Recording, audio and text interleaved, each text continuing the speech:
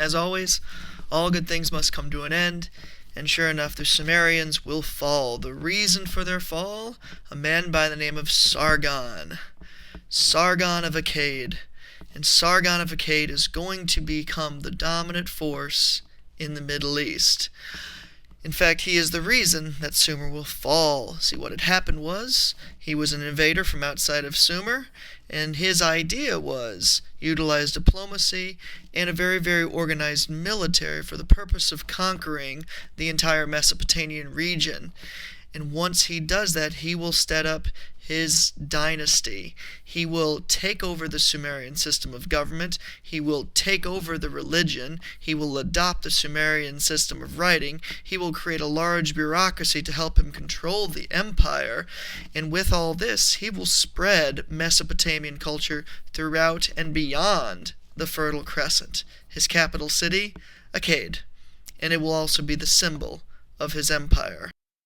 In fact, because of Sargon, the Akkadians will be the first official empire in human history. Of course, the Akkadians, they're not going to be around forever either, so we have to look to the next developing empire, and this will be the famous Babylonians. The Babylonians, and Babylon specifically, this city will eventually emerge as the center of all Mesopotamian civilization. They'll be able to do that through a number of ways. First off, a lot of Middle East culture around this time, of course, was devoted to religion. Marduk became the god of all Mesopotamians, and once Marduk became the god of everyone in the region, Babylon, sure enough, was able to take advantage of that and became not only the religious center of the region, but the political, economic, intellectual, and cultural center of the region. And once they were able to do that, they began to continue to develop new ways of looking at literacy, new ways of looking at legal matters, new ways of educating Babylonians as well. The most famous of all Babylonian cultural achievements would have been Hammurabi's Code.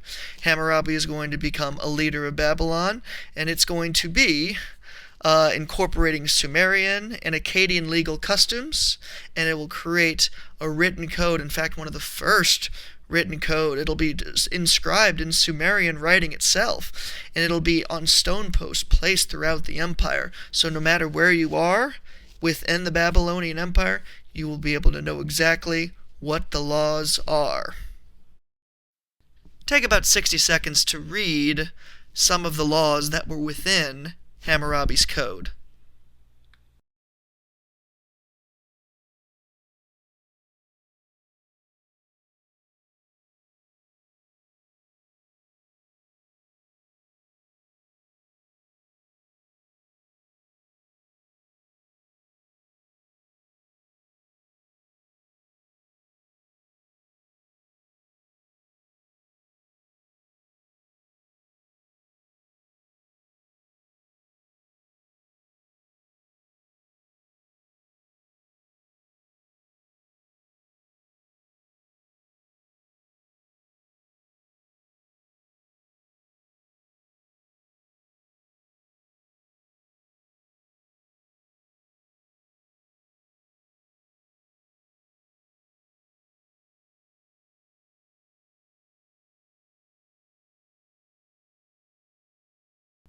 By looking at Hammurabi's Code, we see a couple of things. Number one, the society, heavily based on retribution. You kill my wife, I get to kill you. This situation was very, very common during this time. The Hammurabi's Code also indicates that Babylonian society was very hierarchical. It had social castes. There were elites such as priests, the royal household, wealthy landowners, people like that. There was actually a middle class during this time, whether you were a farmer or a merchant. And of course, there was the lowest class, which would be those without property, and on the very bottom would be slaves. Hammurabi's Code was going to be based upon several principles. There was no equality before the law. In most Western societies today, people enjoy equality before the law. That means the law views everyone in the exact same way. In the United States, for example, the 14th Amendment says equal protection of the laws. Under Hammurabi's code, there was nothing like that whatsoever. There was no doubt. If you were royalty and you killed someone, the penalty might have been very, very mild. If you were a slave and you killed someone, you were almost guaranteed the death penalty.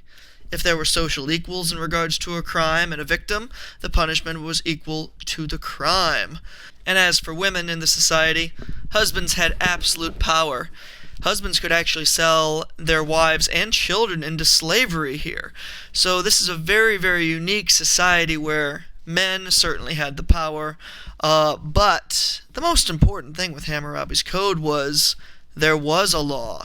It was a uniform law, and it was the first widespread law that people across an empire could immediately see because it was written everywhere. This code is one of the first that we've ever seen in Western civilization. But if you look up to the north, in present-day Turkey, we have another empire that was developing in the middle of the 2nd millennium BC, the Hittites. And the Hittites are a very militaristic society, and they're going to be threatening the Babylonians, they're going to be threatening the Assyrians, they will threaten the Egyptians, they will threaten the Israelites. The Hittites will be a very, very powerful group because they develop several things. First off, they're one of the first militaries that successfully uses chariots in their warfare, a huge advantage this early in civilization. Second, the Hittites are really the first civilization that moves from the Bronze Age into the Iron Age. Now, iron's a lot stronger than bronze, so when they're able to do that, that will also make their military a lot stronger, and they'll be causing lots of problems for the peoples of the Middle East during this time period. The Hittites are also members of the Indo-European language group. This language group will be the father of the Germanic languages, which do include English today.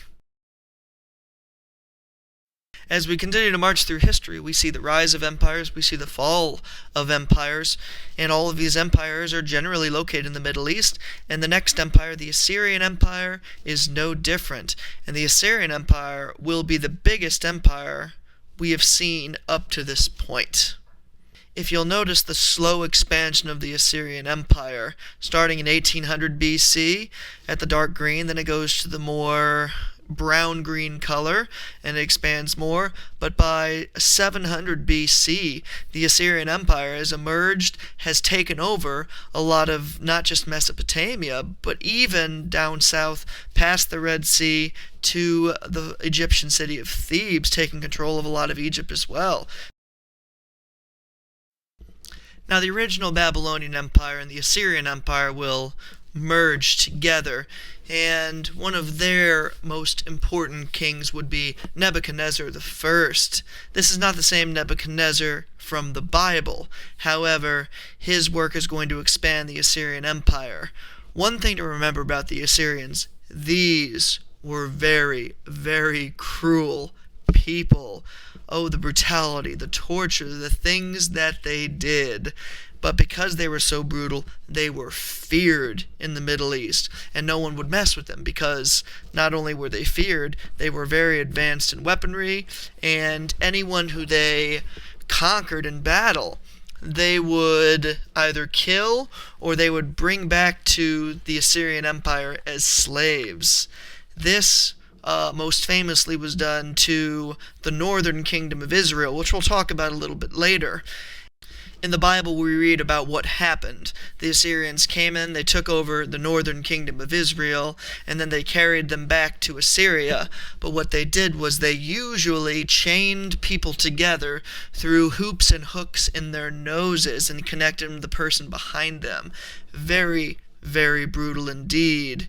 In fact, their code of laws, some which was kind of copying the Hammurabi's code, but their code of laws were very, very cruel as well, whether it be crucifixion, whether it be castration, whether it be the killing of women for roughly no reason whatsoever. For example, Code 114 in the Assyrian Code of Laws says that If a man, not knowing that she is a man's wife, rapes this woman, the adulterer will go free. The man shall prosecute his raped wife, doing to her as he likes. This is a society that is built on fear, it is built on brutality, and it's one of the more hideous civilizations in Western civilization. However, their large empire will start leading to even larger empires as we continue on through history. Our next civilization might be the most unique of the time period, the Kingdom of Israel. But before we get to this kingdom that you see on your map here, we have to go back in time a little bit to the patriarch Abraham. Abraham made a covenant with God, and God promised him the land that you see on the map right here for his descendants. Now, before that happened, we had slavery in Egypt. We had the prophet Moses, who gave the Israelites the 10 Commandments, things like, thou shalt not steal, thou shalt not kill, thou shalt not have any other gods before me, things like that. That last commandment I just mentioned would be something that made the Israelites so unique during this time. Thou shalt have no other gods before me. Israel was monotheistic, one of the only monotheistic civilizations that we see in early Western civilization. The idea that there is just one God, one Lord, the Hebrew God in this case, Yahweh. And because of their monotheistic beliefs, they will be very culturally distinct, as they will follow a very, very intricate set of laws that are generally put forth in the Old Testament that we know today. Now, this kingdom of Israel will also have some great kings. The most famous ones would be David, of David and Goliath fame, and David's son Solomon, who would allegedly be the wealthiest man that history had ever seen up to that point. And these two kings are going to help make Israel great. Although they're just located in a small pocket of the Middle East during this time, the very famous Bible tells of their greatness. Eventually, though, the kingdom of Israel will split into a northern part called Israel and the southern part called Judah. However, this division will make Israel weaker and weaker, and eventually Israel will fall to the Assyrians. I mentioned that earlier with the being carried off to Assyria with the hooks in their nose connected to the next person who had hooks in his nose as well. And they will be carried off there.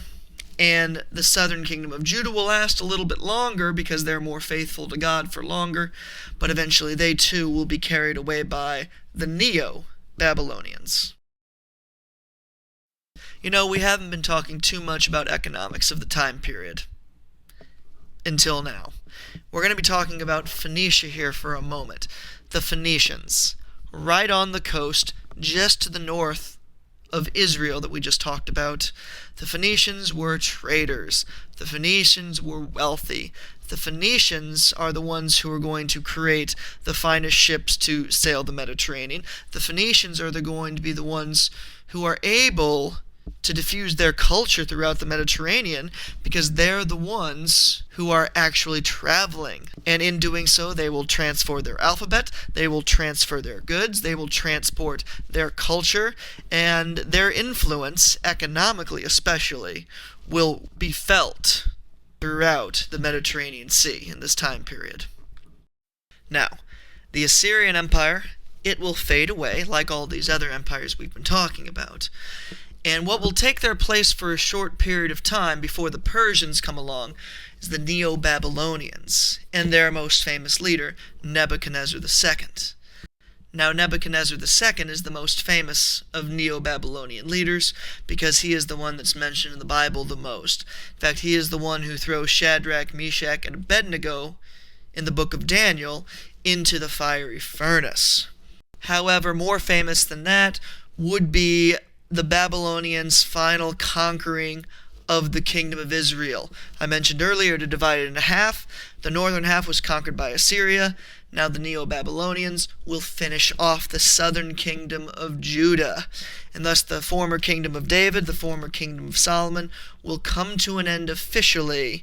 And we have the Jewish diaspora, which in essence is when the Jews were in exile in Mesopotamia, far away from Jerusalem, far away from the temple, far away from the promised land that was promised to Abraham by God.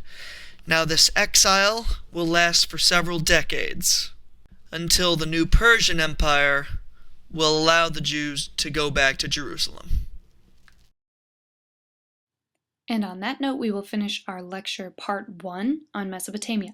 Part 2 will be uploaded sometime soon, and that will be on Egypt, about a 15-minute segment. We hope you're enjoying this so far, and have a lovely day.